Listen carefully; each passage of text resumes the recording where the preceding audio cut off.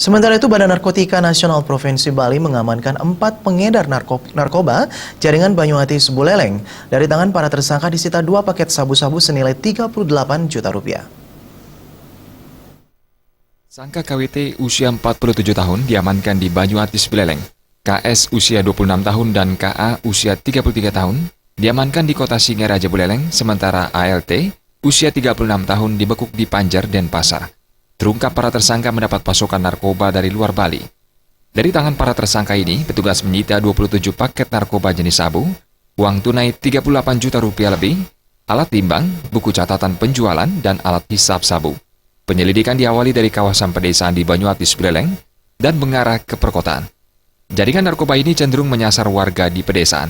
Menurut Kepala BNNP Bali, Brigjen Polisi Putu Gede Swastawa, para pengedar lebih menyasar daerah pedesaan karena tingkat kesejahteraan masyarakat kian meningkat sehingga mampu membeli narkoba dengan harga mahal.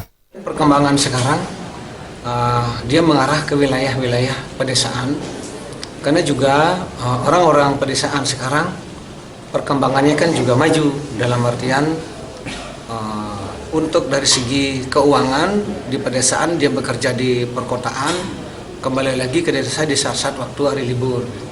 Para tersangka kini masih menjalani pemeriksaan lebih mendalam dan dijerat dengan pasal 114 Undang-Undang RI Nomor 35 Tahun 2009.